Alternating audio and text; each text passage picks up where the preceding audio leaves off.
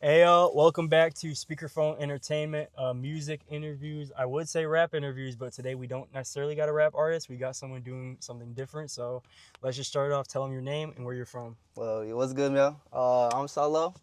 Yeah, I'm coming from Milwaukee. Yeah, I'm born and raised over here. Hmm. I always been here. I've never been anywhere else. So I love it here, man. Bet. So is it solo or is it solo VV? It's Solo. Yeah, Okay. I actually get that question a lot. Actually, surprisingly, just cause of the spelling. Spelling is real off, bro. But Okay, sure. I did that on purpose though. Really, when it came to naming me, bro. But Mm. yeah, it's pronounced Solo. Just Solo on its own. Okay, bet. So you get people asking that a lot. Yeah. So you get people confused and shit. Yeah, a lot of people get confused. Mm. They say like solo V or Mm. I had someone add in the XY from my Instagram tag before Oh too. yeah. Like, yeah, a lot of people get confused, but it'll get there. It's just solo. Okay, for sure. And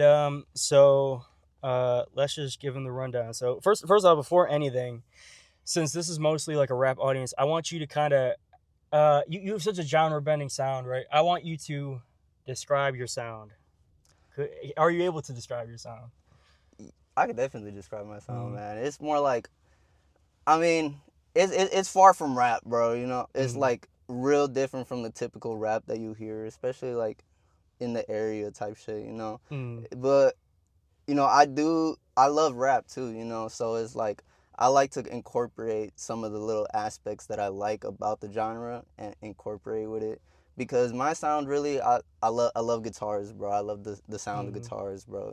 Just Bet. one little just that Absolutely. shit just gets you moving ASAP, like. Absolutely. So it's like I like to like just combine all my inspirations together into like one specific sound that that I could just rock with in general.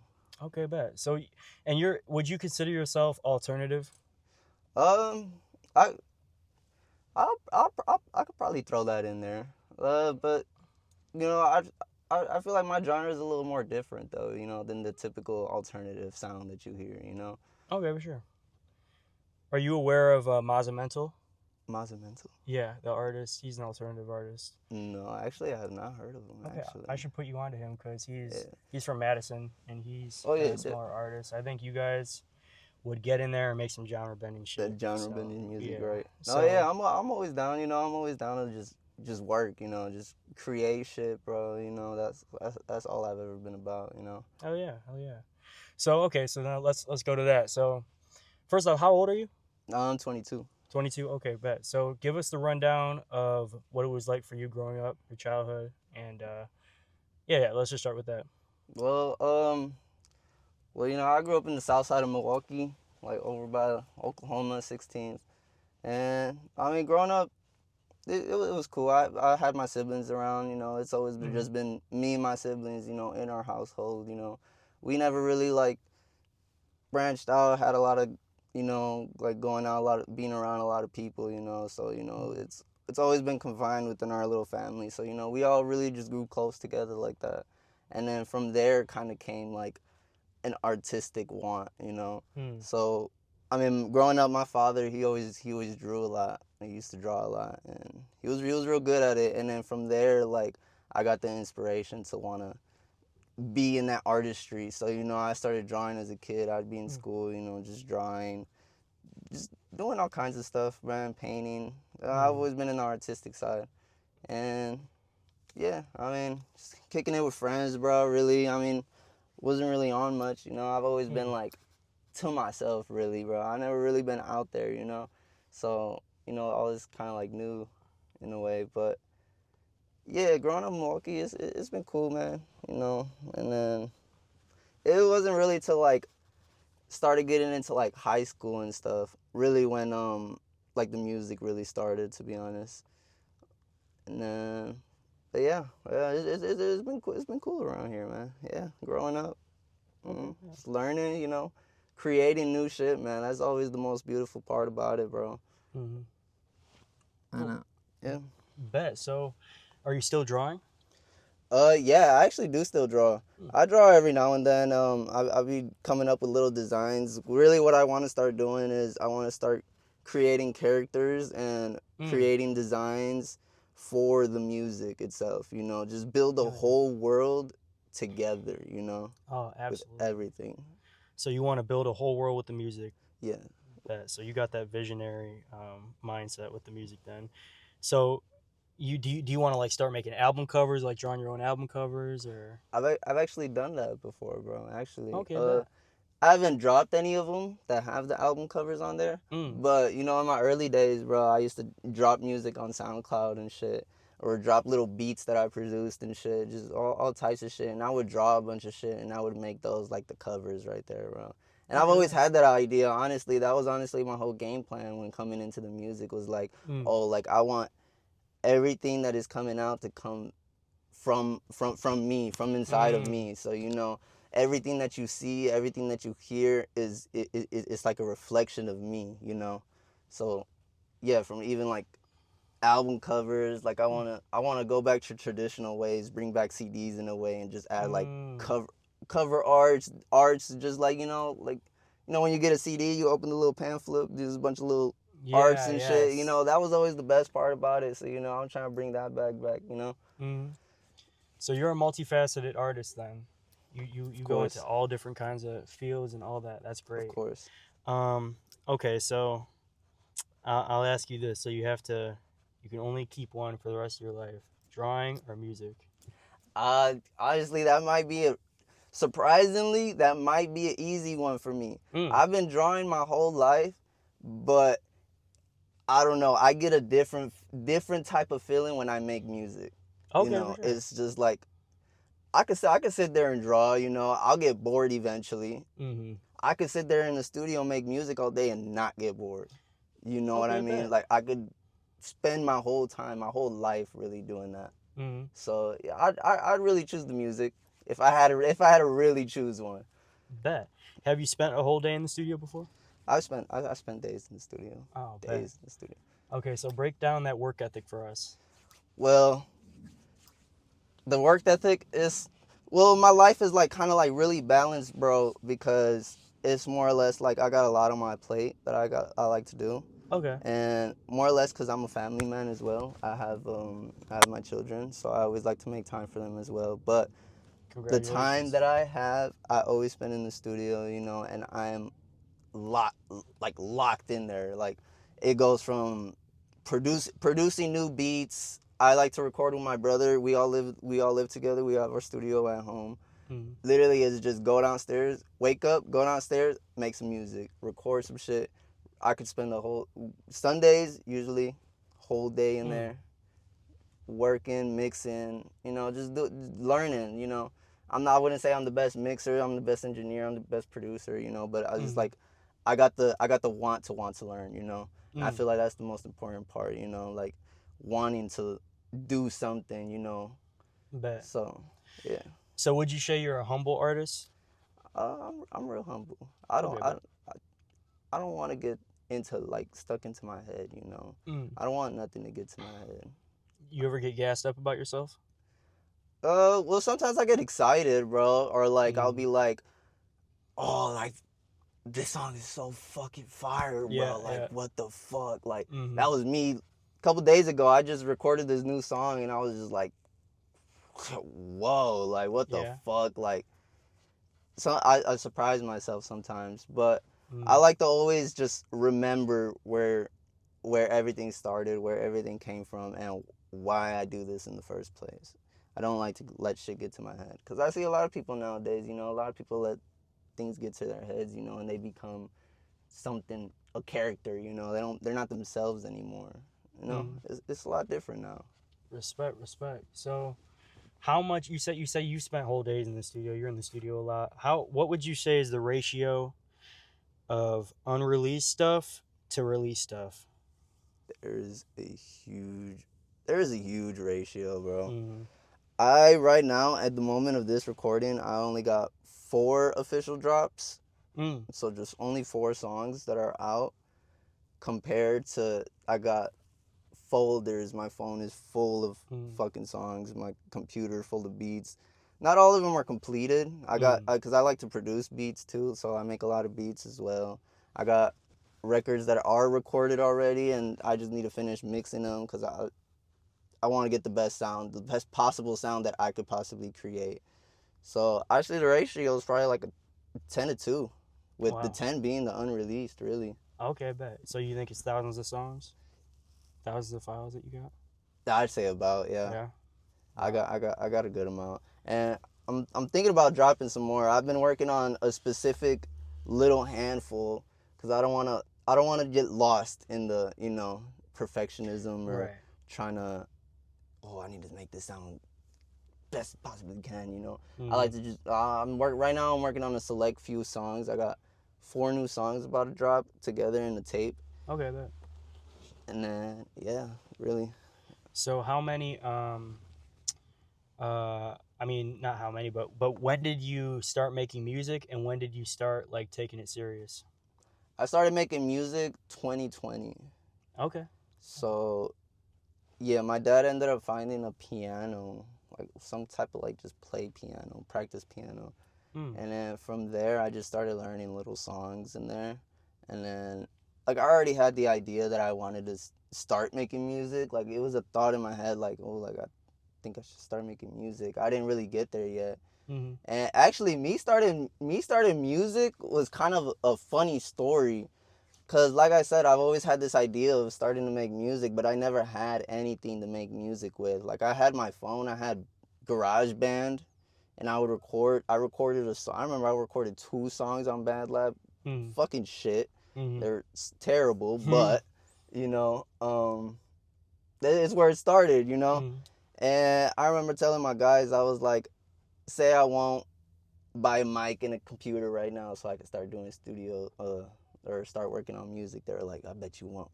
Right then and there, I bought the stuff I needed with the last bit of money that I had. Mm-hmm. And yeah, from there I just started just working on shit, and I didn't start like really taking music real serious like right off the bat.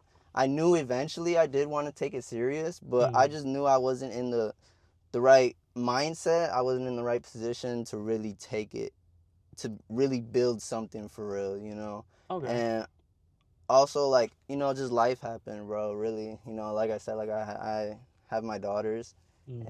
and I like spend some time away from music for like a little bit to just get get them right, like Mm-hmm. when they were first born, get them right. Took a big step away from music, but then I would say like when I really, really, really started taking this like real serious was the beginning of this year, really, Mm-hmm. 2026, because I haven't dropped any music like throughout that time frame. Like I was creating a bunch of shit, I was making a Right. bunch of beats, but I wasn't dropping nothing. I wasn't putting my name out there. I wasn't building no type of brand. But Mm-hmm. I'd say that really like changed in like 2026. Like Mm-hmm. I dropped my first single in January, and then from there just started just dropping a bunch of other stuff, and then starting to build a brand for real, wanting to go do shows, go do more shows, put my name out there, and yeah, actually like put the time and dedication in there. Okay, bet. Yeah. So yeah. For sure. So you started at the start of the year. Um so and you've only dropped 4 songs yet, just singles? Yeah, just 4 singles so far. Okay, for sure, for sure, for sure. And so how old are the kids? Well, my first daughter is 2, and my Mm, second daughter, she just turned 1 like a couple months ago. wow. So what's the biggest lesson that you've been learning? Biggest lessons that you've been learning from raising them? There's there's a lot of lessons to be learned, especially when put in a position like that. Like I understand like where my parents come from now, why they Mm, feel certain types of way or why they do things the certain type of way. Like at first I mm, didn't really get things. But it's like I feel like having kids is it really opens your eyes to the world, and it makes you appreciate shit a lot more, especially. And I feel like it helped me learn to like be in tune with my feelings and mm. be in tune with kind of like what is needed, you know. Okay, bet. But it's a real beautiful thing though. I'd say, yeah. I love my daughters to death. I'd do anything for them at any given moment. You know. So you got two daughters, two young daughters. I'm just like making kind of a guess here. I just want you to tell me like how true it is. So you got two daughters, more mouths to feed. Um, their mom in the picture? Yeah. Okay. So you got three mouths to feed. Is that part of the reason why you started to take music a little more seriously? Yeah, actually. Okay, bet. Yeah, cause it was more like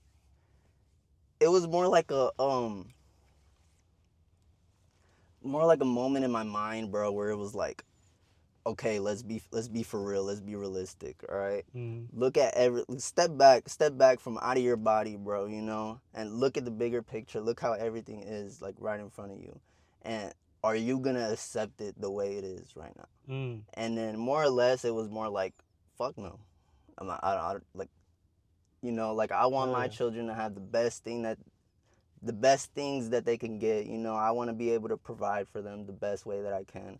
Not Mm, even for just my children, but for my woman as well, you know. So it's like being in a position where I can't fully provide that is it's what's feeding my hunger to want to fucking get that, you know, to absolutely. want to get it. So yeah, like now it's more or less like, okay, I gotta take this music serious. I gotta build this brand, and I'm gonna do it at any cost, at any cost possible, because like I need this, and I need it from my people around me. Absolutely. Hell yeah. So do you think that before your children were born, were you living a little crazier than you're living now? Definitely, Yeah. I was doing whatever I felt like it, Hmm. really, and I didn't really care about anything really. I Mm-hmm. had that mindset where it's like, who's gonna tell me anything, you know? Mm-hmm. Like I was a little bit more growner, you know, and I was like, I mean, I'm not gonna listen to my parents. You know, I don't want to. I don't. Mm, They don't know what I want or what I want to do. You know, of so it was course. like I was just running around wild. You know, just. And then also like, yeah, I was doing music, but I was just producing beats, and you know, like I wasn't taking it as serious as I was now. So you know, it was just running wild. You know, like a chicken with his head cut off, not knowing what he's Mm, doing. You know, just wild. mm. So you definitely feel like that experience grounded you. Definitely, yeah. I feel like that experience was something that was well needed. It was something that I needed in my mental to help me lock in, or help me like appreciate the things that I got and appreciate the things that I need to do. Hmm. You rushing to bring any more children in the world? No, no, no, no, no. Yeah, two's perfect. Two's perfect. Two is good. We're good. Mm, We're good with two. We're good with two. I For feel now, that. I for feel that. now, you know. I know down the line, Mm, eventually, I am gonna want a children. I want a mm, son. I want a mm, son real bad. I mm, never got my son, but mm. you know, yeah, maybe down the line. I'll give it like maybe 5 more years. Okay, for sure. Yeah. 5, 3. Because I feel like I would never have, just personally, I cannot deal with more than two kids. I mean, I love them to death, but like, I, I, three is like the max. I completely Yeah, understand you, yeah. bro. Because Mm-hmm. really, before I had children, man, the kids would irritate Mm-hmm. my soul. Like hearing a baby cry, Mm-hmm. like my mind, like I couldn't stand it, you know. And I Mm-hmm. feel like that's another thing I learned, like from having children, was just being able to be patient and being able to control my emotions. You know, I've been a real hothead, you know, like Mm-hmm. I've been known to like just like I'll get mad, you know, or like I'll get like not emotional, but kind of, yeah, emotional, you know, in a way, you know. And it's like it kind of like helped me like, okay, well, I gotta be a certain type of way. I gotta hold myself at a certain level, you Mm-hmm. know. Okay, I bet. Yeah. So it sounds like having children was a very important thing for you. Do you feel like if you hadn't had those kids, do you think things would be a lot worse right now for you, Um, mentally and everything? Honestly, I don't know where I would be right now, honestly, Mm, if I did not have children. I feel like there would probably be a piece missing. Like my drive would be missing, you know. Like the reason why I do things would be missing, you mm, know. Why I why I get up, why I work, you know. why I do anything, you know. It's like just having the children just kind of made me like have a purpose in a way on like why I'm doing the things I'm doing, you know. Why Mm. do you want to make music, you know? Why do you want to create these things? Well, I want a world, I want an envision that my children can see that represent me, you know? Absolutely. Represent me. They could connect better with me even when I'm like leave this world, you know? Hmm. So did it kind of make you feel like kind of take a step back and like think of like the world you want your kids to live in for sure, like not just home life but also the broader like world, like Definitely. society. Okay, yeah. Definitely, yeah. But, Cuz I mean, we live in a crazy world today, man, you know? tell me You about know, it. we see a lot of shit. A lot of shit's happening, you know, and it's like just having the kids is like, all right, bro, like you brought a soul into this world, bro, you Hmm. know, knowing how cruel this world is. And it's either like, yeah, we got to, as the parent, as a father, you got to be the protector, but it's like, what are you going to do? Are you going to hide them from this world, or are you going to prepare them and get them ready so that they know what's coming, so that they know what to expect, you know? What do you think is the number one value that you want to instill in your children? I'd say just having the just having the heart to want to make the world around them better. You know, Mm. just a lot of people don't got that heart, you know. A lot of people don't want the world to be better, you know. It's so it's like I feel like just putting that image or like that heart into them will help them create something along those lines as well. Cuz I would love for my children to get into artistry as well, you know. Mm. So it's like that's kind of where I want to bring that in. So like I want them to show the world or like express to the world through their artistry on how they feel and like be able to express themselves. I feel like that's something I struggle with a little, being able to Mm. express myself or being able to like talk or just sit like that. Like I just want them to be able to work on my own flaws, in themselves. Mm. Damn. That's crazy deep, bro. Damn. Damn. Definitely. Well, you just answered one of my questions. So you do want to get your kids, you want to at least have them try out art at an early age? Oh yeah, definitely. Yeah. It's crazy. Just last night, well, we have a thing. I have a thing against YouTube Mm. for my children. I have a thing Okay, for against sure, yeah. YouTube for my children. Yeah, There's definitely. there's a lot of things that are brain rot. I don't want my Mm. I don't want my I don't want my child being.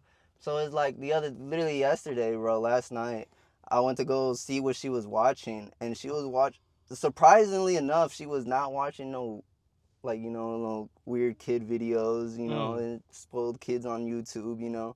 She was watching this it kind of made me feel some type of way, bro, because she was watching this video of I don't know what it's called. There's a show about it. My girl be watching it, but it's like a group of girls that be dancing. It's like ASL or something like that. Oh. But it's like a little group of like younger girls that be doing dance recitals and shit, and like I was sitting there watching the videos with her, and she was so in tune with it. Like it was Mm. it was real beautiful to watch like her like that. Mm. She was so in tune with it, like if she was watching something majestical, really. And Mm. it's like that really hit my heart because it was like I would love to see my daughter doing something like that. Even if it is dance. I never been a dancer myself, but Mm.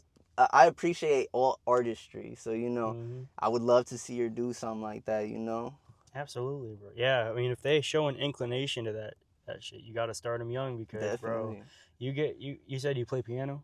Yeah.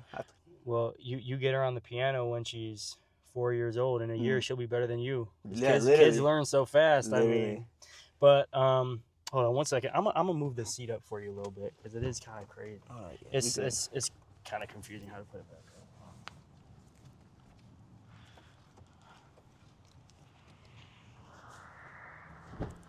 Got vitamin water.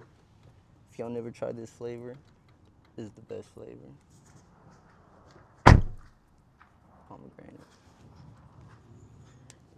All right, bet you should have a little more leg room now. But Appreciate it, bro. so okay, now let's get into, because your music is very different from just it's so different. So I just want to get into idols, inspirations. Let's just start there. I want to say my most recent idol from an artist that came out like sooner. I'd say it would definitely would be X. He was Mm. one of my biggest influences. Like unreleased early on X, mainstream X, you know, just that sound, that raw emotion that he was able to deliver. It's really what inspires me. It's like what I want to do with my craft, you know, be able to add those emotions, those feelings, and make you feel some type of way whenever you listen to it, you know. I'd say another definitely other inspirations for me. Eminem. I grew Mm. up on Eminem. You know, I listened to a lot of Eminem. Interesting. And yeah, it's actually honestly like comparing it to my sound, you probably wouldn't guess that would be something that would, you know, connect. But no, that was like just the lyrics, you know, the delivery, you know, the words, you know, Mm. is another thing that inspires me a lot. And That's another thing, y'all. To anybody who's a non-artist and you listen to your favorite artists like music that is very different from the music they put out, bro. definitely, One of your favorite definitely. rappers probably listens to Lady Gaga. Definitely. I mean, yeah, Yeah, like you know, like yeah, it'd be absolutely. so crazy. Like, But anyway, go on with what you're saying. I'd say another big influence for me, Kanye West. Mm. Just his ability to put sounds together and create an atmosphere, you know. Mm. And I'd say another influence would be just the whole genre of kind of like early and late '90s rock. Mm. Nirvana, Linkin Park, Limp Bizkit, Audio Slave, Mm. I mean, Chris Cornell is honestly like one of my favorite vocalists, bro. Really, And just clarify which group that was. Chris Cornell is the lead singer of Soundgarden and Mm. the lead singer of Audio Slave. Mm. And yeah, just that type of sound, that music, the guitars, bro, the instruments, you know, it's like it moves me and makes me feel some type of way, bro, you know. And yeah, that's honestly like one of my greatest inspirations on like why I even do this in the first place. On like why I love Mm. making this. Mm-hmm. Do you like one of the main things that I got from your music, or one of the things that, like, when I think about your music, I think it sounds kind of reminiscent of, is doom metal. Doom metal. Doom metal. Have you ever heard of that particular I've genre? actually never heard of that genre I'm gonna put you on, before. bro. You could put me I'm gonna on. put You you know, on. I'm always open ears. You know, I love all types of music. Absolutely. Doom metal actually sounds really Yeah, menacing. Like yeah. that shit sounds like it's gonna be heavy. It sounds like it reminds me of your shit so much because it's Mhm. very slow, kind of slower tempos. Mhm. Just, guitar riffs, like Mhm. hypnotic guitar riffs that Mhm. just like repeat and repeat and Mhm. repeat, and just very like You in get it, like, stuck in your yeah, head. You know. exactly. And all the songs are like 6 minutes long, and you kind of Mhm. have longer songs. Mhm. But I'll put you on after this for sure. Oh no, yeah, definitely. Yeah, but I think you really fuck with it. So you like Nirvana, you like um okay, so give me your top 5 rock groups In any order, in or any order. I'm gonna have to go Nirvana, definitely. Just their whole sound in general. Okay. I've been getting real deep into Limp Bizkit, so I'm gonna have to put him on the list. There's just certain songs that like can't escape my mind right now. Mm-hmm. I'm gonna throw in there Pierce the Veil, just cause I grew up on them when I was in middle school. That was like all I would listen to. Them and My Chemical Romance. That would be like Mm. all I would call me an emo kid. That's what I was. That's all I was bumping. I'm not gonna lie. Absolutely. And Linkin Park, definitely. And I'd say Audio Slave is my last one, really. Just because Audio Slave was one of my father's favorite bands, and I'd hear Like a Stone, you know, growing up. You know, I'd hear songs like that, and then like when I was younger, you know, I never really put two and two together. Like, oh, this is that Audio Slave song, you know. But like, as I started getting older, you know, and then I started getting into my own music, and then coming across Audio Slave again, and recognizing it from my memory, and like being like, hold on, like this shit is so fire, bro. Like, you know, it just hits a different spot in me, like, you know. So I gotta add those bands onto my list. Bet. So, oh man, XXXTentacion. He was such a great artist, man. I think that the key to his music was just the simplicity of the lyrics. He just told you how he was feeling. He didn't think about like I shouldn't use this. You know. Yeah, I used to be hunched over like the pen and pad, like just writing a verse over and over and over again. He was not about that. Right. He told you how he felt right off the bat. Absolutely, and also I feel like one of the parts of his career, his music, his catalog made him genius is that his songs were so short.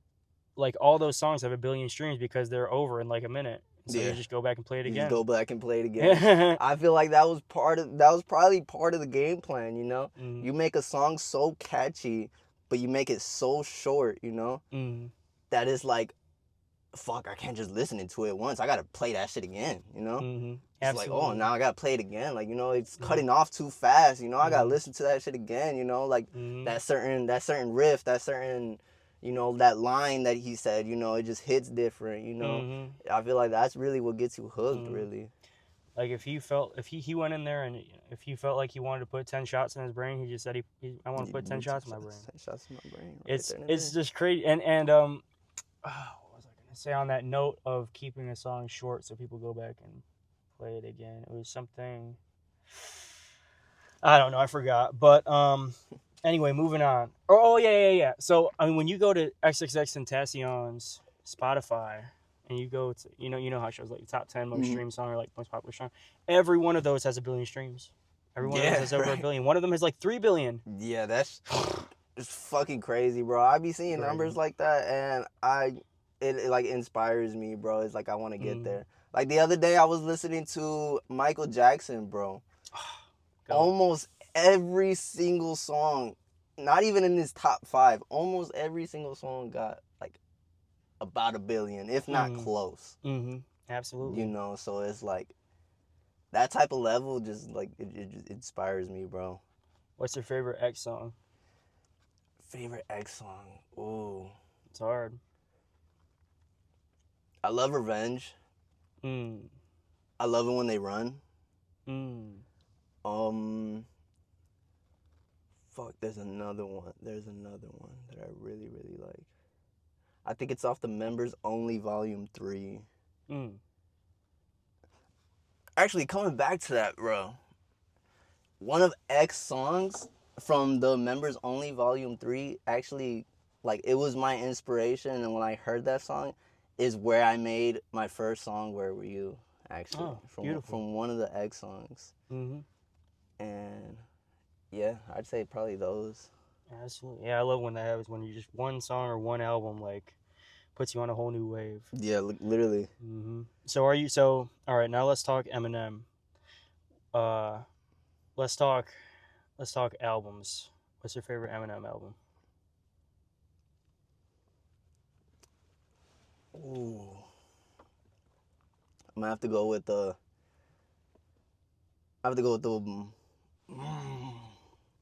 I don't know, I'm really stuck on the Marshall Mathers LP. Slim Shady LP. But it's like Slim Shady LP will probably be behind. It's mainly between Eminem Show and the Marshall Mathers LP.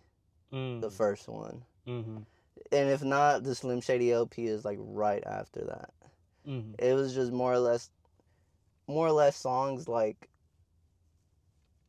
Actually, no, now that I'm thinking about the track list, it might actually be Slim Shady LP. Just having songs like Rock Bottom, you know, If I Had, you know, just real songs like that. But then also being able to go to goofy songs like Role Model or, you know, Brain Damage. Brain Damage. I forgot about that. That one used to be my favorite song, actually. You know, just like listen, just like, you know, how he could just switch shit like that, you know, and then be able to get like a serious like actual like down to good like rap song on like something like I just don't give a fuck, you know? Mm. And it's, you know, just being able to come across like that, you Mhm. know, it's just dope to me. And that album, I think it's on the Slim Shady LP. Y'all, I may be a white rapper, but I'm not too up on Eminem actually. But like he's kind of one of the dealers where like you listen, like I listen to all his albums because it's just so like essential. It's, You know what I mean? right. And It's so like like I one of those knew, classics. yeah, exactly. Like sometimes I'll just like let me just listen to all the Travis Scott albums, even though I'm not really a Travis Scott fan. But it's Right. like he's a staple, so I might as well Right. just like get up on it. Get up on them, right? And Understand it. I love Eminem, just to be clear, y'all, but it's just sometimes it just gets into the. But anyway. Yeah, definitely. I feel that. What I was saying though is Slim Shady LP. I think this song is on it. This is personally, in my opinion, the best Eminem song, "Guilty Conscious."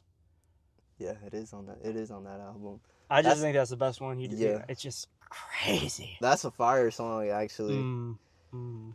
That's a real fire song. Mm. But I feel like more or less, like my appreciation for Eminem stems from a lot of reasons, really. Like reason number one, like the main reason why I got into him in the first place was because it was already around me. Like a lot of people were already bumping him. Like by the time I was born, you know. Okay, bet. So it was like I was already listening to songs like Not Afraid, you know, like his most popular songs, Without Me, 3 a.m., you know. And so it was like that's where it kind of stemmed from, but it was like more or less like more growing up. Now it's like when I look at Eminem and I look back at Eminem, it's more or less because I kind of like relate to it in a bit now. Especially now that I got my kids, I could enjoy his songs like Mockingbird, you know. Like Mockingbird is like essentially one of my top 5 songs of all time. More or less just because I could relate to it now, you know. Now having daughters, I could see where he was feeling, you know. See like how the position he was in really affected him, you know. So it was like I could really respect that in a way, you know. So I feel like that's where my love for Eminem really stems from.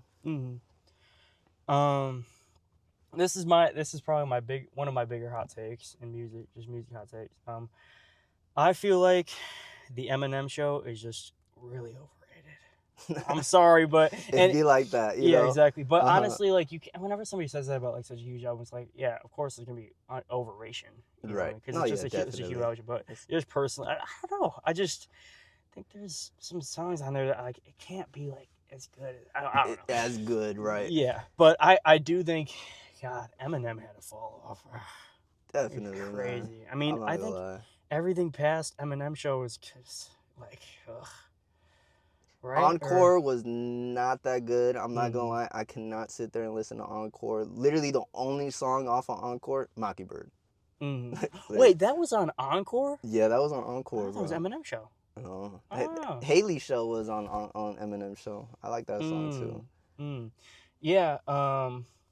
Yeah. I mean, when you get into albums like Relapse, I feel like after the Eminem show, like his albums weren't good. He maybe dropped a couple good songs here and there. Yeah. But I'd say as albums as a whole, like I wouldn't say like you got it like that, you know?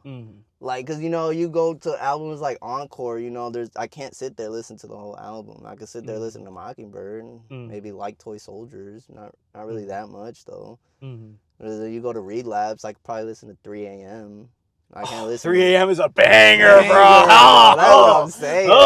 But like everything off that, like everything else off the album, Forever though. Kind of like, all right, Forever. That was on the deluxe though. Yeah. That was on the deluxe. Yeah, 3. Bro, I know that whole verse. Bro, but, right? When it gets into like the songs on Relapse where he's talking about like his dad raping him and shit, it's like, what the fuck am I listening to? Yeah, honestly, when he gets to topics like that, bro, like it's like I can't jam out with that because you got to the point where I can't relate to you now. Like you know, like now I can't relate to you, bro. Like I'm sorry, I can't sit here and listen to this song. I can't relate to you no more. And it gets to a point where he's just trying to be shocking. Yeah, definitely, bro. But but I do like if you listen to any of his new albums, like Revival or Kamikaze, it's just not good. But like his first albums were so fire, just gold, bro, just golden. And the fact that those albums can carry a whole career, career. Like Lauryn Hill, she only made one album, and people talk about her still. that'd be so crazy, Yeah. right? Like, Mm-hmm. imagine just being able to drop such a majestic piece of art that Exactly. it could talk for you for the Mm-hmm. rest, not even for the rest of your life, even past your life, you know? Mm-hmm. Even after you're gone off this world, you know, that is still speaking for you. It's still, you know, a representation of you, and it's such a great piece of work, you know? Mm-hmm. Bet, yeah. Yeah, yeah, it's what do you think is your key in the studio to making a song that you are satisfied with? Break down your process. My key? Mm. What do you mean by key?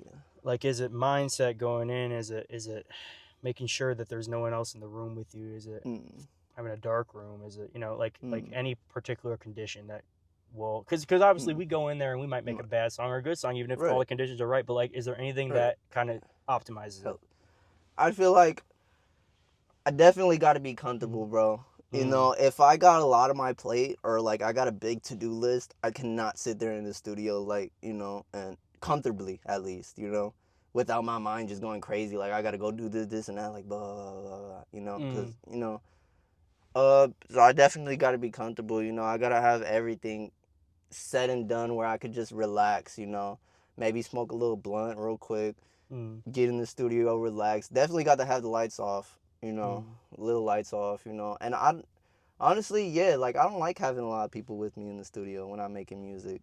Like I Mm. could sit there and mix and have people in there like that. I don't really mind, but like especially when I'm recording, if I'm recording vocals, do not step foot in the studio. I'm sorry. Mm. Like I don't know. I get this weird like I got to get over this, but I got this Mm. like weird conscience over me that it just won't let me record properly, and then my mind just won't like it, you know. Like I've Mm. tried it before. Like even me and my brother, we get in the studio all the time. Like he's been there when I like record vocals, and it's like I don't know, something in me it just doesn't let me lock in, you know. Mm. It's not till like I'm alone. It has to be the right time. Like literally this last song I recorded, I've had the beat for a while already, and I've Mm. had the lyrics written out already too. I just haven't gotten the chance to record it in a way that I want to record it. Mm. But it was so weird, bro, because out of nowhere, bro, I just got hit with this do this song. Mm. And then I was like, you know what? I'm gonna do this song. Turned Mm. on the mic and then like so weird, like the voice just came out, you know? Mm. And yeah, I feel like it's more about being comfortable, bro, you know, just being in that zone, you know, like if you're not in the right zone to make the music, that's gonna reflect off of it, you know. So Mm. if you're not really in the, if you're feeling a little comfortable, you're feeling a little off, that's how your music is gonna come out, you know. Mm. Your music's gonna be a little off. There's gonna be little nips in Right. there that you're not gonna fuck with, you know. But it's Mm. like if you got that right vibe, bro, you're feeling good, man. You're comfortable, you know. Absolutely. The song could still have imperfections in it. Obviously, you Yeah. can't take out all the imperfections off, but Mm. you'll fuck with the song a lot more just because of the mindset you were in and the Mm. vibe you were in when you were creating it, you know. Mm. So it was like the song's gonna hit different regardless, you know, depending on how you feel. So it's like I feel like it's all a feeling, bro. You know, you just got to get used to how you feeling, get comfortable, you know, and then from there you could really truly express yourself on how you really feel, because that's the whole point of music. You're supposed to be expressing yourself. So yeah, Absolutely. that's where it stems from. So when you just mentioned that voice came into you and said record this song. Okay, so this is a two-parter question. Hmm. Are you spiritual? And if yes, do you believe that spirituality has something to do with music? Mm. It's That's a good question, bro, because this might get a little deep, bro. Um, my family All right, my father has not. He's not really spiritual. He's not really religious. None of Mm-hmm. that, you know. Sure. My mother, she was religious. You know, she liked us going. She took us to church as we were kids. You know, Mm. um, I would, I'd be into it. Eventually, got to the point where I wasn't really into it. You know, and I don't know. Like I would just everything confused me in a way, bro. Mm-hmm. Like it was so like it was confusing me. Like it's like I couldn't grasp the idea of something like that, you know. Mm. It was like, no, that can't possibly be true. Like that doesn't sound real. Like, you know, Mm-hmm. no, that didn't happen like that. Like what the hell? Right. Yeah. And I feel like more or less now, like how I am now, is I'd say there is something out there, like, spiritually, something like that, some type of entity. More than meets the eye. More than meets the eye, just because, you could feel it, bro. And I feel like more or less, bro, I see it a different type of way, though. I know people get real religious, whether it is, you read the Bible, you read the Quran, whatever you practice. Mm-hmm.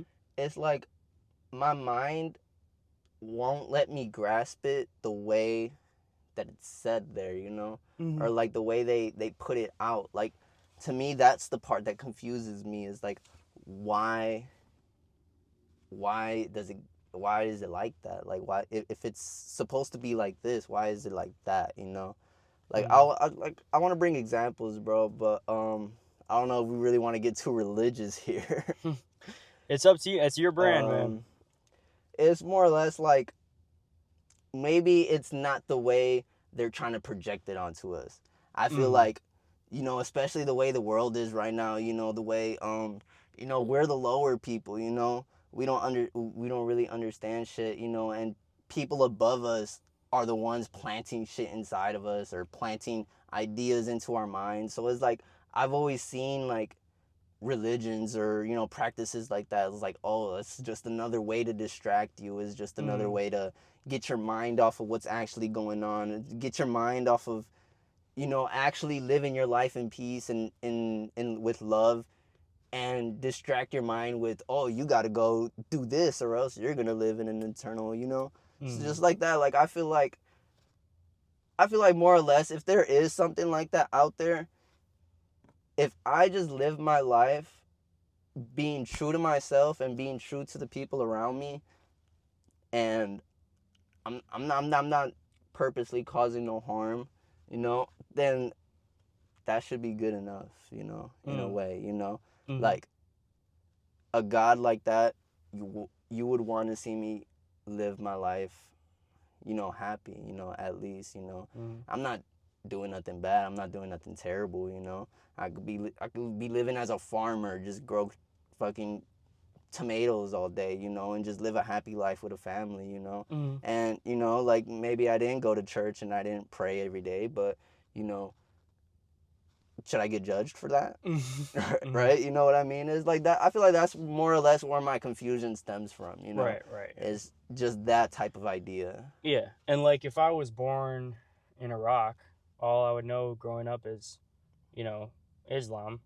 If I was born in America, well, most places in America, all I would know growing up is Christianity. So like, I don't think God would forsake either of those people. Right, exactly. That's another way I see it, It's like, maybe there is a God, but maybe he just wants you to have a purpose in your life and just live it the way you'd like. Whether it is you practice it with the Quran and with Islam, it's still, you're still devoting something to it. So Right. I feel like you're not gonna get judged for something like that. Has there ever been a moment in your life where something happened and you were like, "Holy shit, that was God"? Has there ever been a moment in your life like that? Definitely. I mean, there's been times I thought I was gonna die, and well, I'm still here. So those are moments where it's like, okay, like, they must want me here. Like, oh, like, there's something out there protecting me. Or that wants me in this world. For whatever reason it must be. But it's there. But yeah. So do you feel like that kind of, like, whatever it is, do you think that stuff has anything to do with your creative process, or like is the reason why you have these ideas and have this like passion? Like spiritually, like, Yeah. Do you think music is spiritual in any way?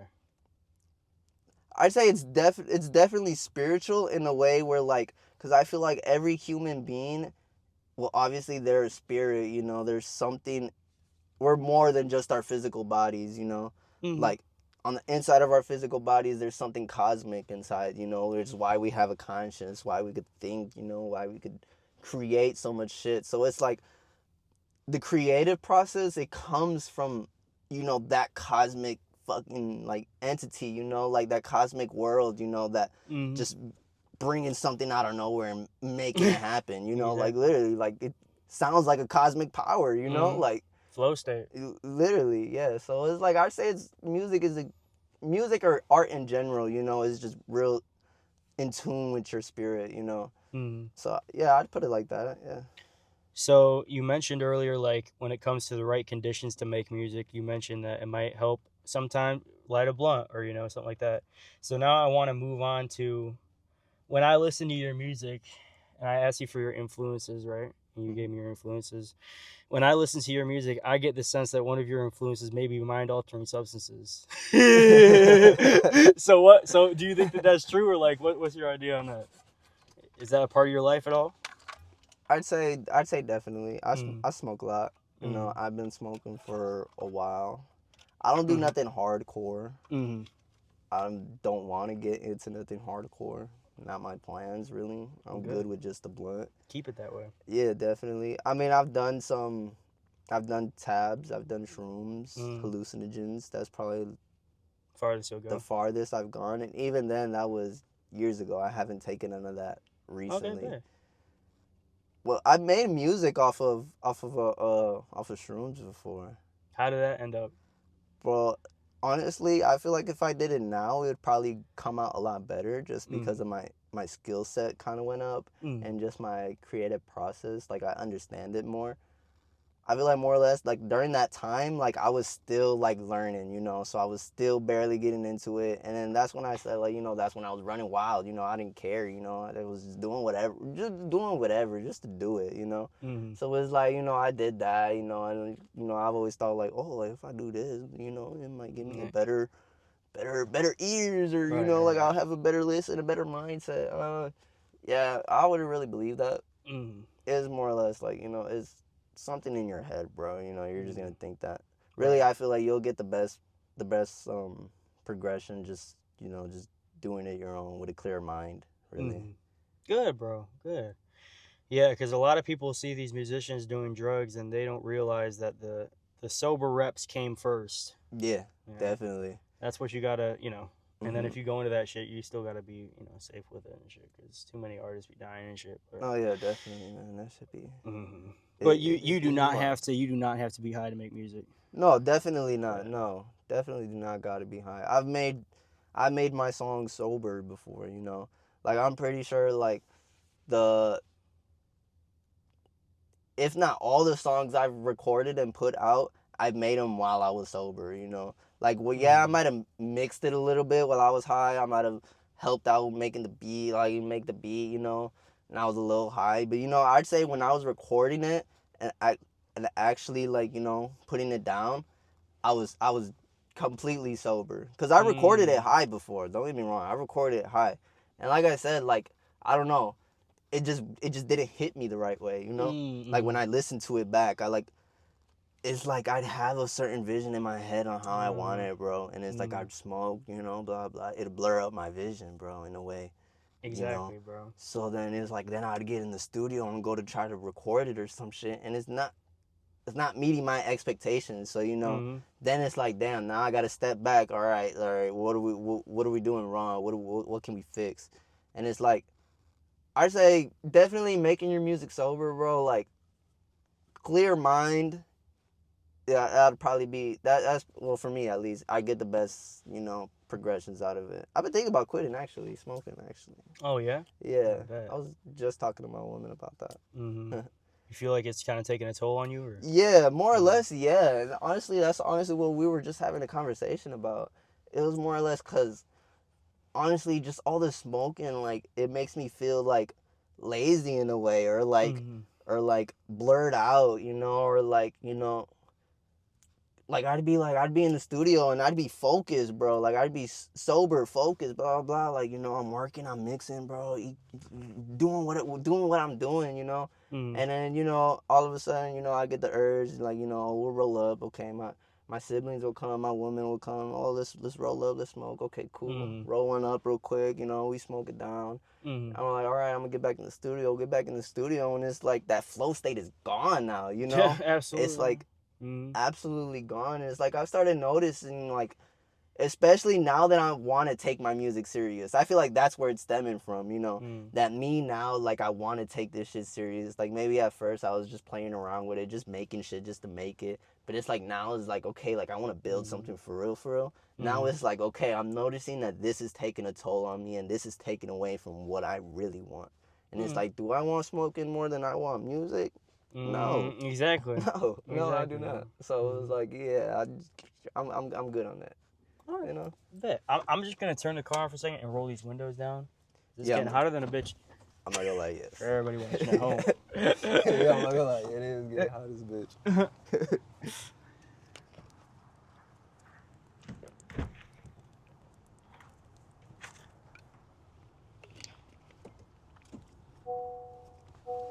We'll just roll them down. There. So we don't want no rain to get in, but. Okay.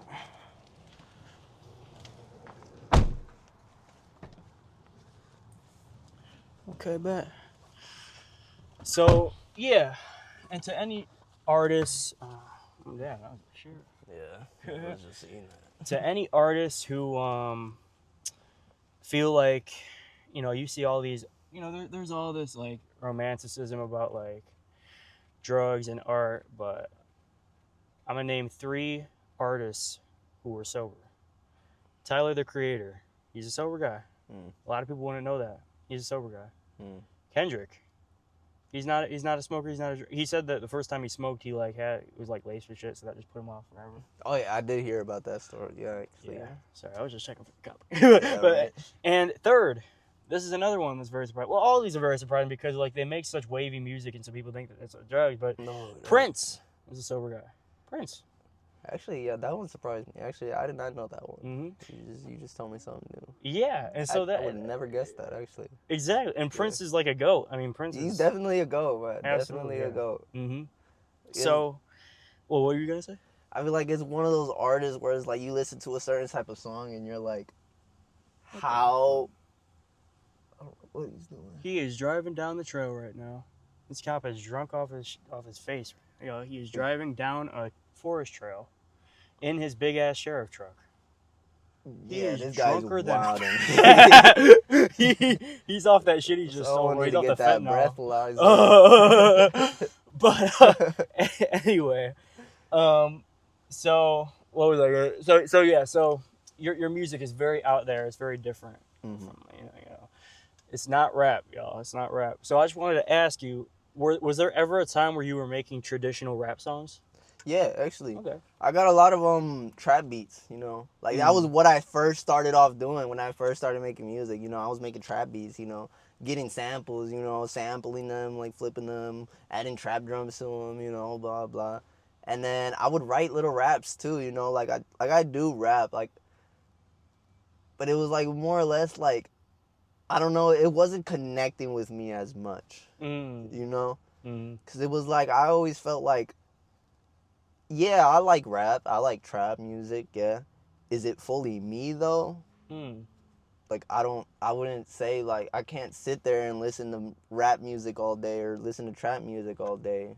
Like I could listen to it for a little bit, you know, vibe with it, you know, but it's like I like the versatility. I like different sounds, you know, like different instruments, different vocals, you know, not just rap, you know, rap flows, you know. Like I want to hear not lyricism, that's more for rap. I want to hear like melodies, you know, like I want to see like pitches, you know, like in your voice, you know, like how you could just make shit differently, you know. Because I feel like, especially nowadays, I feel like rap is getting real bland in a way, you know? Like... mainstream rap. Yeah, definitely. Like, especially mainstream rap, actually. Like that's actually mainly what I'm talking about. Like, it's getting real bland. Like, I've said this before, and I'll continue to say this. Like, we have not had a mainstream artist since X. Or Juice. I'd say X and Juice. Like when you say that, you mean like a new mainstream artist, right? Like I'd say like a new revolutionary like artist. Like they did something like fucking off the top, mind blowing. Like I feel like in the 2020s we don't got a Kanye West, we don't got a Tupac, we don't got a Biggie Smalls. Like you know, like we don't got legends. You know, or would you disagree with me? I'm just thinking, man. Definitely, So definitely. since X and Juice died, so 2019, has there been anybody after 2019 that came up and is mainstream now? That is You have a point, revolutionary and legendary. Yeah, I mean, it's no secret that rap music, it's not dying, but it's definitely going down in popularity. I mean, it was the most listened to genre in the U.S. for how long, and now it's not anymore. You know, it's going down in popularity, but I think I heard somebody say there's honestly kind of like a gift and a curse with that, because on one hand, well, it's getting less popular, but then the gift is that there's gonna be less vultures. Yeah, there's gonna be less people who come up and make money off rap music and then turn to country or whatever. I feel like that's the problem right now. You know, it's so easy for non-artistic people to make music. You're right. Because anybody can make music now. Yeah, literally anybody can make a song now. You know, like all you got to do is have some money to buy a beat, have some money to have someone mix your stuff. You know, just write something off the top. Just, you know, rap about drugs, rap about hoes. You know. So it's like when you give the ability to make music to everybody, you start losing that specialness that you were getting, where only the people that are like gifted or actually love it for the game. I feel like that's where you get the different vibe off of it. You know, like that's where you actually get the legends. You know, the people that are actually artistically geniuses. Like, you know, Michael Jackson, he loved making music. You know, he wasn't a non-artistic person. You know, he loved this shit. That's why his music was so legendary. Kanye West, he loves this shit, bro. Like, you know, like deeper than like everybody in the world can stop fucking with their music and they're still gonna fuck with their own music. Absolutely, because it's not about the money. Exactly, it's about being able to like express yourself in a certain way and be able to put that sound out and have it reflect from you, bro. So you know, so I feel like that's why it's getting real bland, bro, because anybody can make a song nowadays. You got people that are blowing up that aren't even artistic. And they got the label of a rapper. They got the label of an artist. So it's they're on labels. And they're on labels, right? They're getting promoted like an artist, you know. And they got no artistic ability. So it's like, and I feel like that takes away from the people that are artistic, you know. So the people that actually do love it for the game, people that, you know, are actually trying to create something, then they get outshined in a way by the garbage that is getting promoted, bro. You know. Cause. I was like on my Instagram feed today, and I saw some girl on the radar, one of the biggest mic drop shows ever. Yeah. She was ass. She was just ass. Right. She was like rapping on this 2000s rock ass beat. Oh no. Not rock, like 2000s pop rock type beat, and she was rapping like. She was not rapping with her full voice. She was like that's how she was rapping on it. Like not like quiet as fuck. Right. And I'm like, damn, so she just got the money. She just saved the money going on the radar. Right. It doesn't matter anymore. Yeah, that's what I mean. Like for the people that weren't artistic and they got some type of money, they could just buy a spot, be on the biggest platform, perform your song. Absolutely, yeah. And the shit's ass. Like it's ass. The complete ass, you know. Because I listen to that shit and I'm like, I know I'm better. right. And you know, I'm humble, so it's like I know I could appreciate good music when I hear it from, you know, even if I don't fuck with the artist, you know, or if I don't even know the artist. If it's good music and I could sit there and rock with it, I'm gonna sit there and rock with it. Damn straight. Damn straight. So it's like seeing all these other people, you know, and they don't got that passion the same way I do, it kind of angers me in a way, bro, in a way. So it's like you're taking away from the plate that I'm trying to grab at, you know. Absolutely. But I'm doing this just because I love it. You're doing this because you want clout. You want Mm. You want this label. You want to label yourself as a rapper. Mm. Be able to live that lifestyle. Most of these new artists just want the lifestyle. They don't want to actually put Yeah. the art out there. And there's nothing wrong with trying to get out the mud, but like No, at the same definitely time, not. it's like, I do this for me. You do it for your reasons. Right. I do it because at the end of the day, I'm trying to get my mind straight. And Hmm. is there a money part of it? Yes, those bills to pay. I Definitely. want to I be able mean, to yeah. sustain myself off it. I want to be able to go in the stew every day and not have to worry about bills. Definitely. I made that sound like bills. Yeah. But, Yeah, I feel like, yeah. Most people are going to be like, oh, they only do it for the money, blah, blah. Mm. But it's like, you got to think about it. Nowadays, everything is about the money. I'm sorry. Everything is about the money. Your whole life is based on the money. People are hurting. People die for the money. People are hurting Mhm. for the money. People struggle for the money. People love the money. People are living happily off the money. It's Mm-hmm.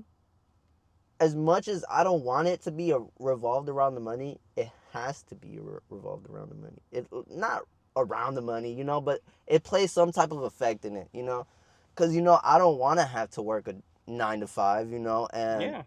Who wants to? Modern no one slavery. wants to, right? Literally, modern slavery, bro. That shit fucks my head up every time, bro. Every time I think of that shit, it makes me so mad, bro. Mm-hmm. But that's also something that like really fuels me, though. It's like I want to make it out the mud, but not because I want this lifestyle or I want this I want to show the world this and that. It's more or less I want to make it out the mud so that my children have the best lifestyle that they could get. Exactly. My woman has the best lifestyle that she could get. My family can get the best lifestyle that she get. Like, I want to be able to be in the position where people can call me for money and I could give it. Yeah.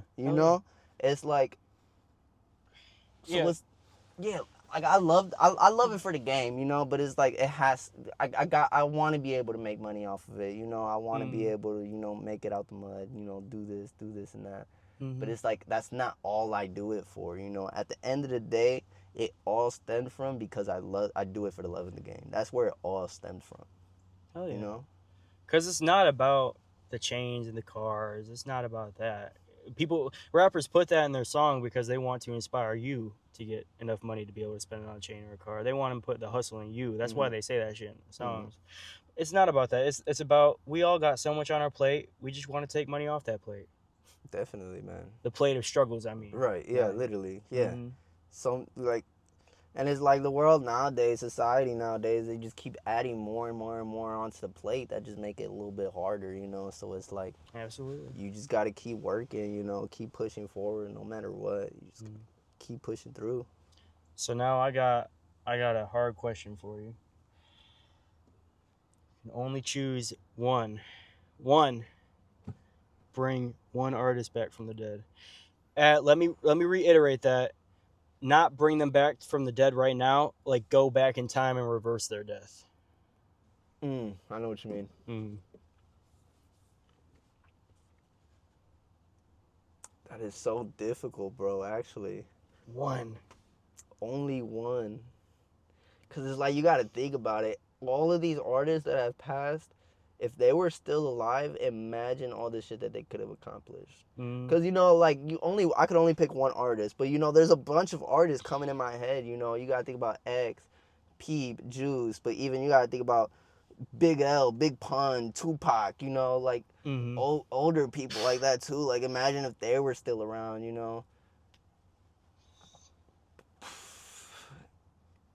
I would honestly say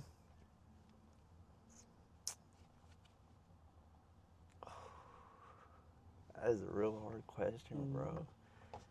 I think I'm gonna have to say X though, bro. I'm sorry, like X. It's just gonna have to be X, just because the reasoning I pick X, it's more or less because that was my time frame, I grew, like, when I had a conscience already, I was grown, I was already listening to my own music. That's when he was coming up, so it's like hits a little differently, and then I was up and conscious and everything when he died too, so it's like I remember that day too, so it was like I'm gonna have to go with X. And his music was just so like inspiring to me that is like it's hard to not say X. So Okay, so let's say this. If so that's your personal preference, right? Mm-hmm.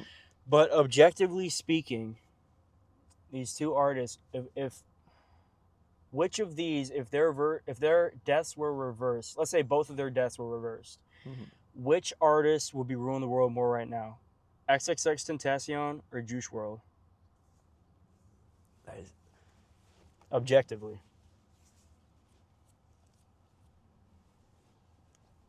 I like Juice World. You know, like I could sit there and listen to his albums, listen to his music, and feel it too. Mm. But I feel like X was just on a whole different type of level, bro. Like Juice was cold as his freestyles. Don't get me wrong. There's nobody that could take that shit away from him, man. Like he is freestyle fucking Best freestyle ever. but yeah, In my opinion. I can't even argue with that, bro. Like that ass like I don't think anybody can argue with that. Best freestyle ever, bro. Like Nobody comes close. I mean, it's just none of them. Nobody when you comes could close. go over an hour straight Mhm. of just freestyling off the top, like you still never find yourself. I mean, even if you can go for an hour straight and not say any ums or ahs.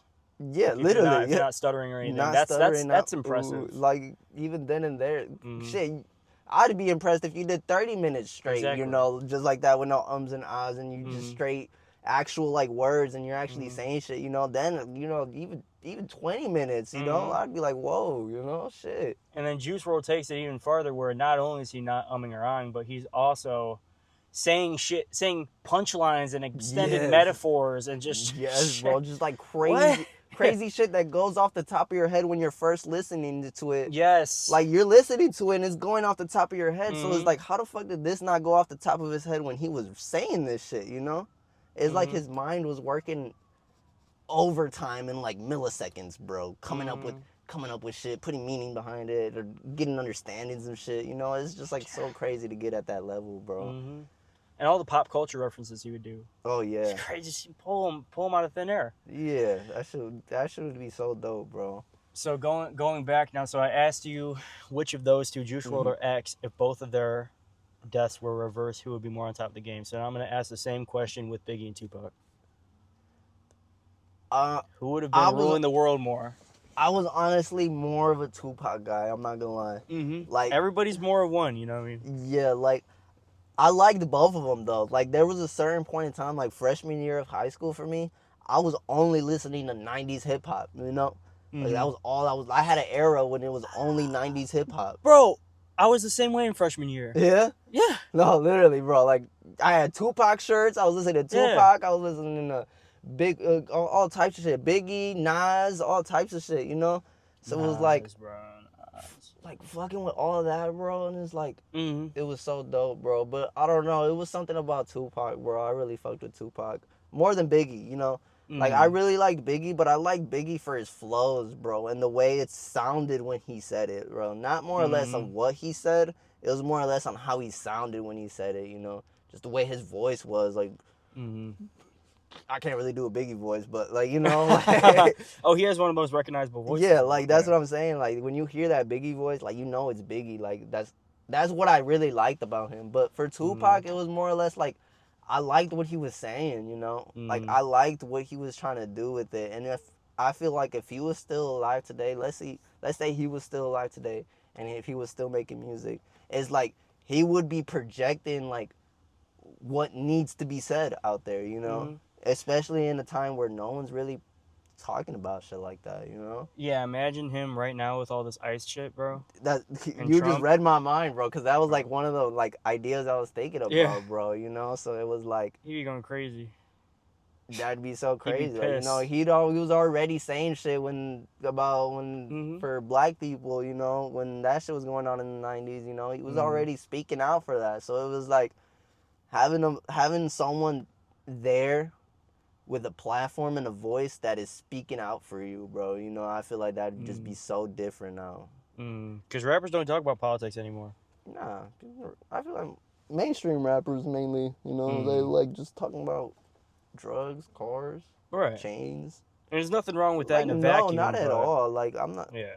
But it's like I like to see versatility. Like I like to see different stuff. Like, yeah, I like songs about chains and stuff like that and cars and shit. Like, I could sit there and bump a song like that. Mm-hmm. But it's like if I move on to the next song, like I want to be able to get other sides of your life, you know? Mm-hmm. Mm-hmm. Like not just that side. Like that side's cool and all, but you know, Yeah. there's more to you than just that, bro. Like I want to see what's more to you. Rappers seem to get trapped in that box and their image they made for themselves, and they never experiment out of it. Yeah. I feel like that's a big problem in music nowadays Mhm. because you're supposed to be experimenting with shit, you Mhm. know?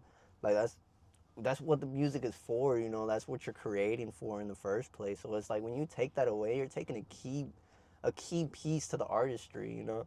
Mm-hmm. Yeah, I heard this one thing going back to what you said about like how a lot of the songs are kind of the same subject matter.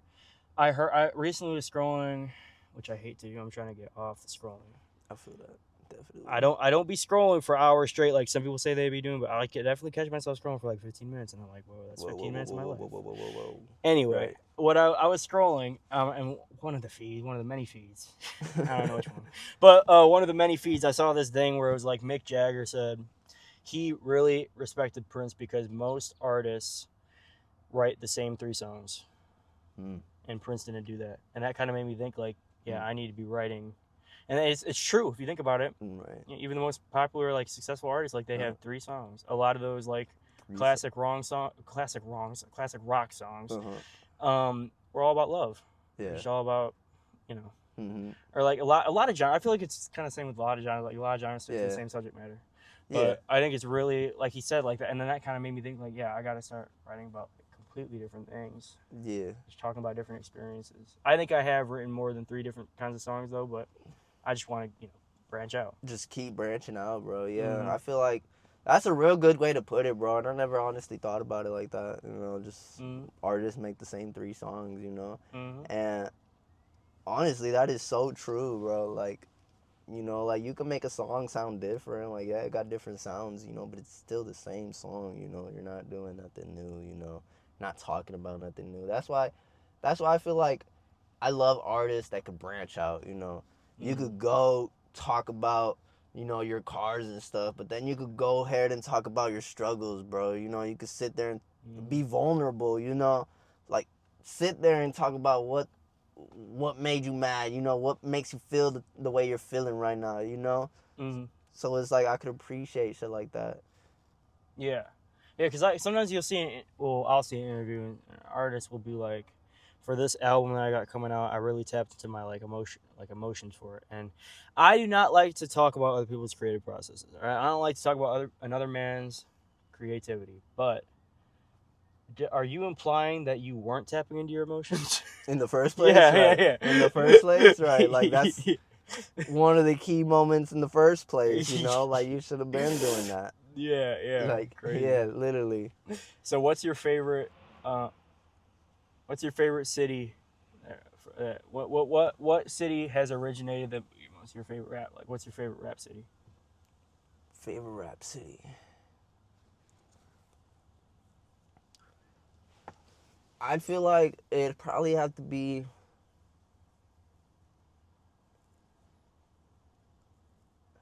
it depends on the era. I feel like maybe nowadays it'd probably be Michigan, maybe, or like just because I like that Detroit type sound or like that Michigan type sound. Yeah, but it's like if we're going back to like a little further back, like 90s, like I'd say New York. You know, New York had that on lockdown. Like when you got rappers like Nas coming out and Jay-Z and Biggie, Big L, you know, all these legends coming out of your city is like you can't just ignore the fact, you know, can't just ignore it. Yeah, man, it's kind of hard because I don't think you really see anybody new from New York anymore. I was just thinking about that because that's why I didn't say New York, because I was going to say New York at first just because of back then, but that's because of back then, though, you know? There's like, I was trying to think about now, too, and it was like, now, like, I don't really know any artists that I like personally that are coming out of New York, you know? Yeah. So it's like, and I don't know, I can't really get into that drill, that drill type sound. I can't really get into it. I can't sit there and listen to it. So it's like, Yeah. Yeah. And also you don't hear about, maybe I don't hear about, but I feel like you don't hear about anyone new from LA really anymore. Yeah.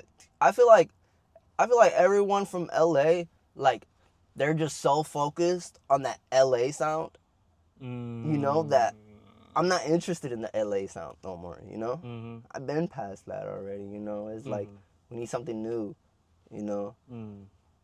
I feel like the major cities right now that are kind of popping off, of course Atlanta. Atlanta's definitely popping off. Definitely. And I don't think Atlanta's ever going to stop popping off, honestly. I'm not gonna lie, Atlanta recently been just going crazy. I just see so much shit about Atlanta, bro. Like, yeah, Atlanta's crazy. Just rappers and music. Like, every time I see any like ads or like new music, Atlanta, ALT, Absolutely. So I say probably Atlanta, and then the second, I feel like Memphis, bro. Memphis is on a rise. Memphis is cool. Yeah, because you got Key Glock, Glorilla, you had Yo Gotti, Young Dolph. Mm-hmm. I mean, Young Dolph. Definitely, bro. Yeah. I think Memphis is like probably the fastest growing right now. Because they're kind of a small city, but they got so much shit. Yeah, they got so much shit going on. Mm-hmm. I feel like definitely, bro, what we got to do is Milwaukee is going to get up there, bro. Oh, yeah. Definitely. I really think so. I feel like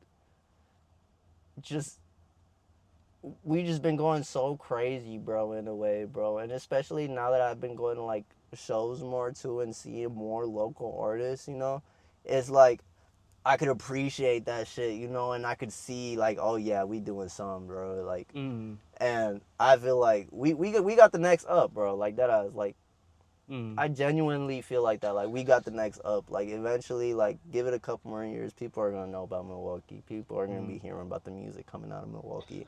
Hell yeah. Like, I mean, like, my last guest on the interview, he said that one of these record labels needs to go out to River West and just look for talent. Yeah, signing contracts left and right. Literally, bro. Like, you'll find so much hidden talent. And I feel like probably people are going to these major cities thinking they'll find this, and that. It's like, got to get to the smaller parts, bro. That's where you're going to really find the hidden talent, bro. Yeah, I've been on this kick lately where I'm just trying to look for artists from all the cities that you never hear about. Like, I'm trying to hear Kansas City rappers. I never heard no one from Kansas City, but exactly, there might be this low ass dude, that he's so fire, Exactly. Fucking like, Phoenix, Arizona. I don't hear nobody from Phoenix. Maybe that's a crazy scene. I got one of my guys that are over there in Phoenix, and he's cold at rapping, Oh, damn. He's so cold at rapping. Bet, yeah. So Denver, yeah, I don't hear no one from Denver, actually. Yeah. I'm Seattle or... Yeah, Seattle. Yeah, I bet. Well, honestly, when I hear the word Seattle, I feel like that's an ass rap scene. Like, that's probably one of the worst rap scenes. Just in my head, head. So some of these cities. Oh fuck! I put myself right in the eye. God damn, my fingers went right in my eye. Anyway, I feel like like on my quest lately, I like looking at a map of the city, and I'm like, bro, I bet one of the worst rap scenes is in Salt Lake City, Utah. I'm like, bro, fucking Billings, Montana, bro.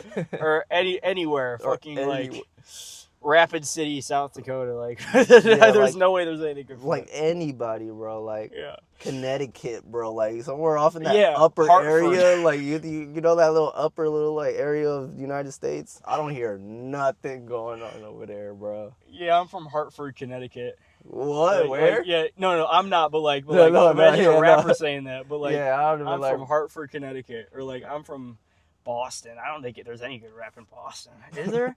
Baltimore has some fire shit. I've heard of Baltimore. Yeah, I've heard of Baltimore. Washington D.C. I honestly think Washington D.C. is on the rise. I've been hearing about more. I've actually have not heard no artists from Washington D.C. I've just been seeing more like in my feed, like more reaching out to me and shit. But yeah, lots of cities where I just like wonder. There's probably so much untapped talent, like probably like Jackson, Mississippi. Probably so much untapped talent there. Or like Birmingham, Alabama or some shit like that. Like San Antonio, Texas or something. Houston had kind of a wave. Houston did have a wave. People up in Texas, But I feel like Texas is so big, bro, that there's like you could say Houston and then Mm. fucking somewhere off over there in fucking El Paso, it's a whole different sound, bro. You know, Yeah, yeah. like that's the Mm. crazy part about Texas. I've been to Texas too. Texas is great, bro.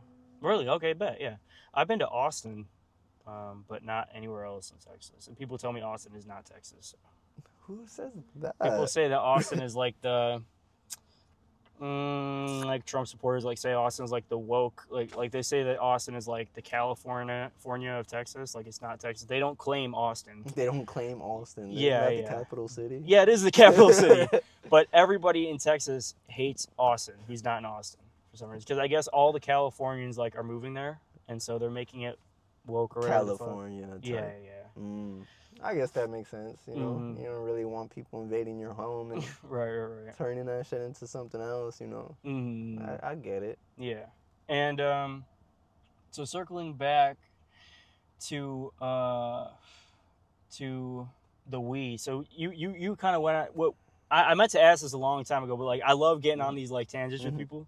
But would you consider yourself a sober soul? A sober soul? Mm-hmm. Absolutely not. I feel Yeah. I feel like I'd be lying straight out of my teeth if I said I was a sober soul. Mm-hmm. You know, I smoked yesterday. I smoked the day before. So, you know, like it's kind of become like more of a daily thing and more of a routine. That's kind of why I want to break it, though. You know, like I started noticing like that routine, and like that's why I want to get rid of it. You know, I know it's unhealthy. You know, but I'm just glad I'm not doing nothing too bad. Right. You know, like if we're talking about any hardcore drugs, I'm definitely sober from all that stuff. You know. Nice. But yeah. But you said so. There's things you like about being sober and things you like about being high. Yeah, definitely. You said. Well, go ahead. I feel like when it comes to the process of making music, I can't be high. Like, you know, I feel like that's where the effects coming in. But for me to sit there and listen to other people's music or be able to enjoy music or, you know, I could get high to that, you know, and vibe out to that like that. Yeah, I just feel like I really am a sober soul, but if I am about to go in the studio with somebody else, listen, y'all, I cannot be in the studio with another person. Well, I can, but I'd have to be high.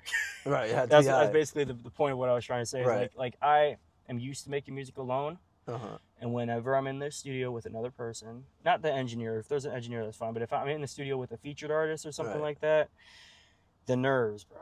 Right. My tension. I feel anxious. I feel like I'm not gonna make something good, so I have to take the edge off then. Right. Yeah, that's exactly how I feel too.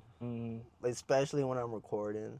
Like I said, like I could sit there and mix or like work on the beat, you know, with people there. Like my siblings would be there, my people could be there, you know, and I'd be completely fine. But I don't know, it's just something about recording that, you know, it's just completely different. Like, cause when I'm recording, there's a certain vibe I want to get or a certain sound that I want to push, and I don't want it in my mind of the fear of being the fear of being judged in a way, or like someone else thinking some type of way, you know. Like I want to just clear my mind of all that. I don't even want to think about that, and I don't try to think about it. Like I don't try to think about like what if they might think that, but it's like a subconscious thing, you know. Like you can't really control it, you know. They're right there in the room, you know. They're gonna think something, you know. So it's like I more or less like to just cut all that, just lock in, get that certain sound off, and then I'll get the opinions and all that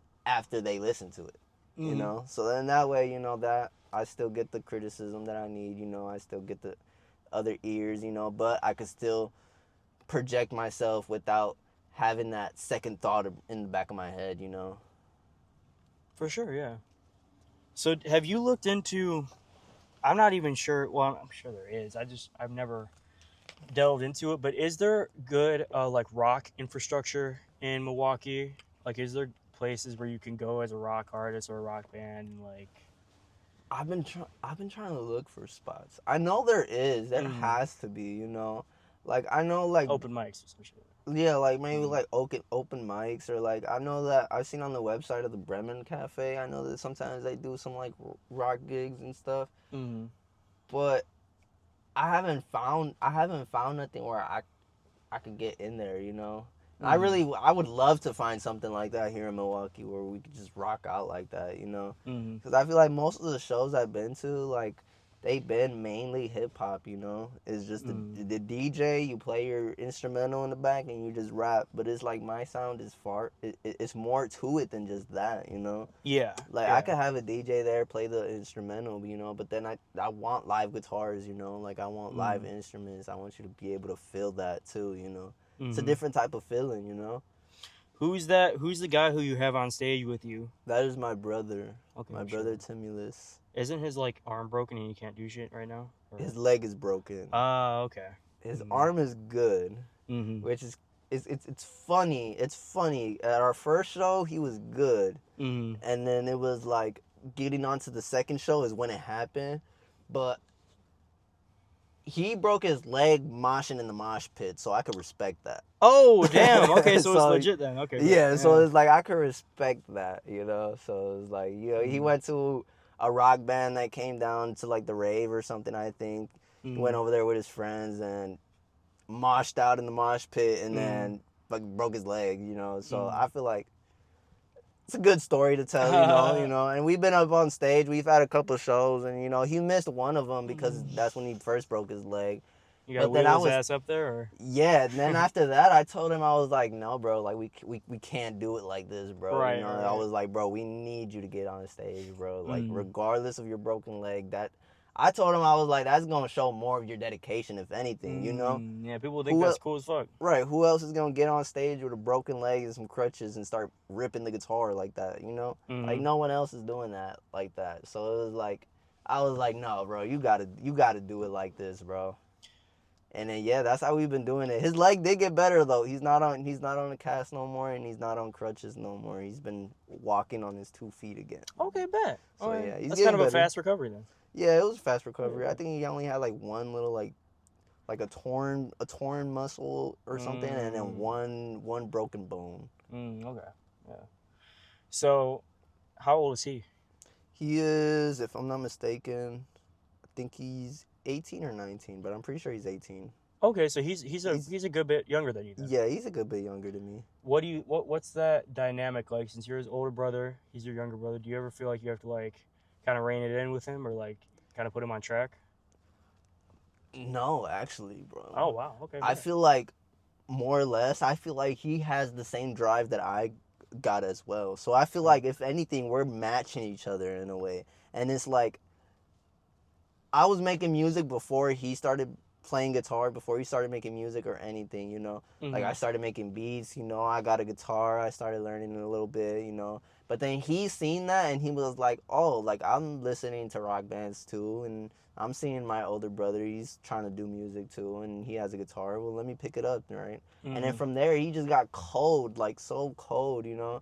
And then once he got to a certain level, you know, and we got in the studio together for the first time, and we just made like I just noticed the chemistry was just different, bro. Like, you know, and I've noticed that like also just my music making process has improved a lot just by working with him, you know. Oh, bet, yeah. Or it's like we're feeding each other, you know. Like, you know, he's giving me his energy, I'm giving him my energy, and I'm feeding off of his energy, he's feeding off of mine, and it's like from there it's like something else is growing out of it, bro. And I feel like that's where the new sound is coming from because you know, before my brother picked up the guitar, like yeah, I was making beats, I was making some, you know, like there was the guitar in there, you know, but it was I say it was more like hip hop, more like trap, you know. I was still getting into that like type of style, but it wasn't until like my brother came in with the guitar that I was like, oh yeah, like this is the sound that I want to go forward with, like like this is me now, like, you know, like this is the better representation of me, and now like we could just blow up with this, bro, you know. And then from there, like also just the music making process in general, bro, is just easier like that, bro. You know, because it's like less fighting, you know, when it's more just feeling it out and doing it, bro. Like our last song, Acid Wash, I actually did not make the beat at all. And crazy story, I was at work, right? Come back from work at home. My brother was in the studio and he was like, bro, I just made this new song, bro. And I was like, let me hear it, bro. Let me hear it. And he plays the Acid Wash beat, bro. And it like fucking blew me away, bro. Like it was just so cold, bro.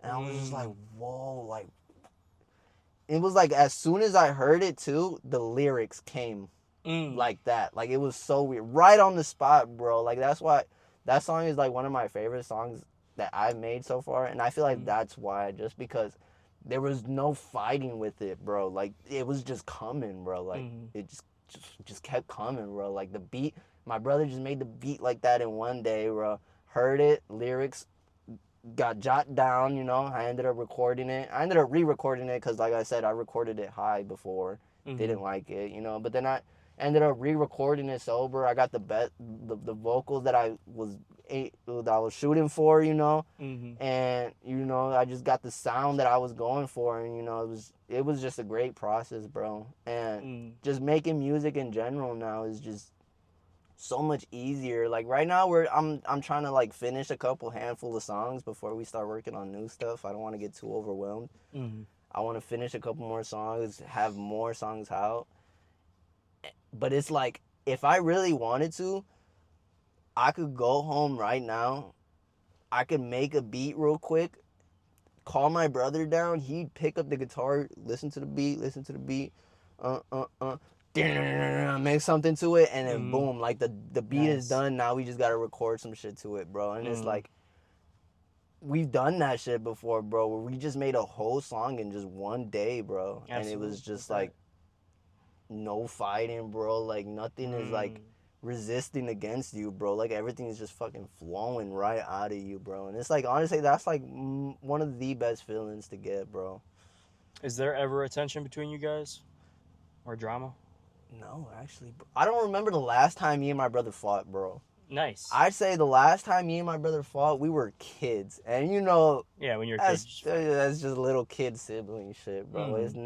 We've never really gotten into a deep fight, bro. Really, more or less, because I'd say, honestly, bro, as an older brother, I wasn't. My brother was a little younger than me, like, for a while, you know, like I was at a certain age where I was already doing my own thing, but he was still younger where he couldn't do that, you know. He was still at home. So I feel like we weren't as close before, you know, so we weren't fighting, but we also weren't really talking much, you know. We wouldn't kick it that much, you know. But it wasn't until he started getting into music, we just started talking, you know, just started making music together, and just that bond just solidified itself. And it's like, I don't have no reason to argue or fight with or have tensions with my brother, and I don't think he has the same way. Like, honestly, like when we see each other, it's just, oh, how's the music going, bro? Like, blah blah. Oh, and every time I see my brother, it's always just like planning, business talk, and how are we gonna do this? What are we gonna do next? What are we gonna record next? Like, that's how all the conversations come out. So it's like I could honestly really appreciate that, because it's more or less like, I see you're on the same level as me. You want the same thing I want. I could rock with you, you know. So yeah, it's a real great relationship between me and my brother. Good. We'll just be sure to keep that up. And if there is any tension at any time, you know, step away. Oh, definitely, right. Just step away for like a couple days, maybe. I mean, because you got to salvage that. Yeah. No, so, yeah, definitely. You can't fucking soil something like that, you know. Exactly. No, definitely. So is there anything that each of you reliably contribute to a song, or is it different every time, like in terms of the elements of the song? I feel like it's so different sometimes. Sometimes he would make the whole beat, or sometimes he'd just record the guitars and I'd make the drums, I'd make everything else.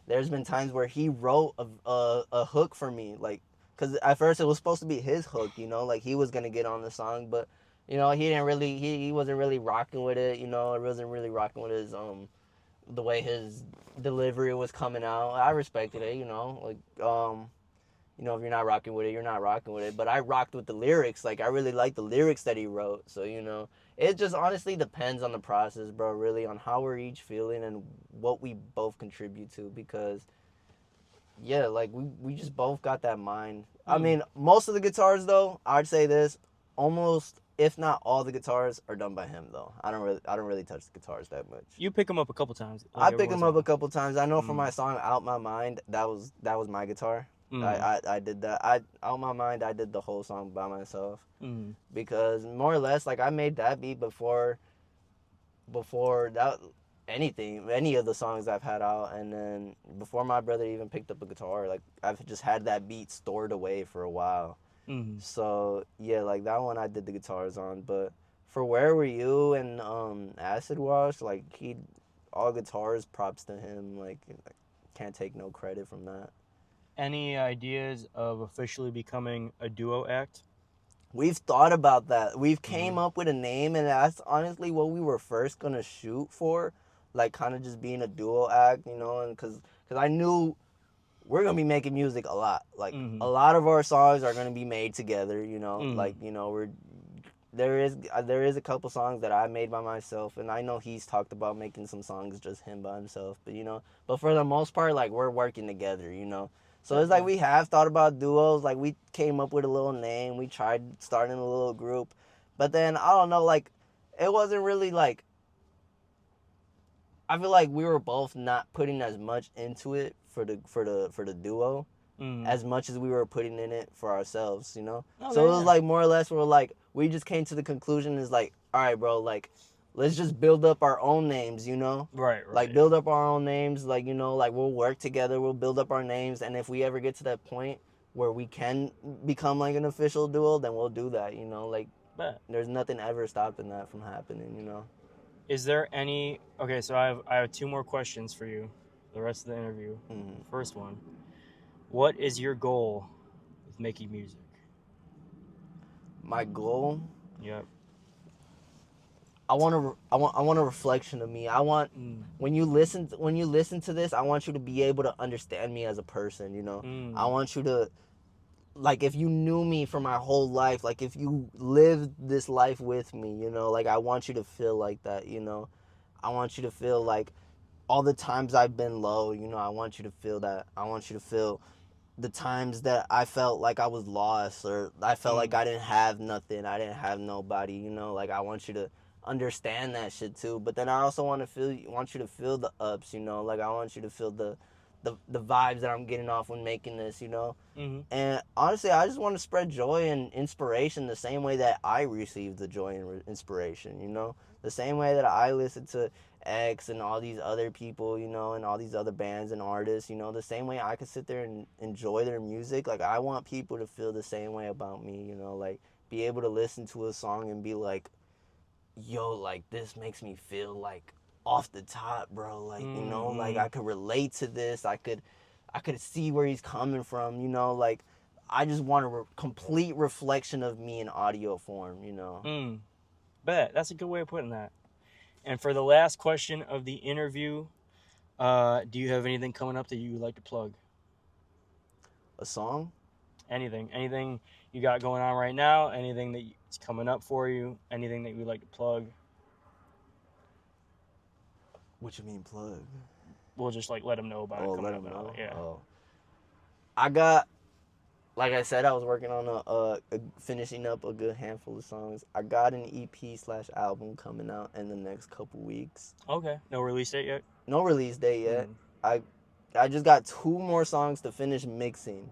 That's it. Like they're recorded, beats are done.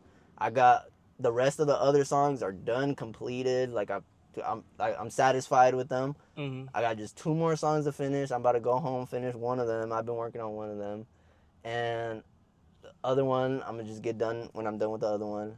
And as soon as I finish those 2 songs, I'm gonna get some promo out, a release date out, and then just drop the EP and just, you know, I want to have more to the discography, more sounds, you know. So yeah, that's the next thing that's coming up, new project.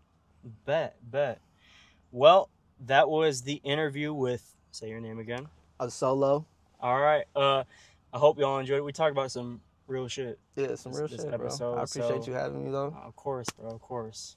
And y'all check out his music. It's on all streaming platforms, right? All streaming platforms. Yeah. He's got a lot more coming up, and a lot more. Definitely one of the more genre bending musicians out of Milwaukee today. It's a new sound, man. Hell yeah. Well, See y'all later. Love y'all.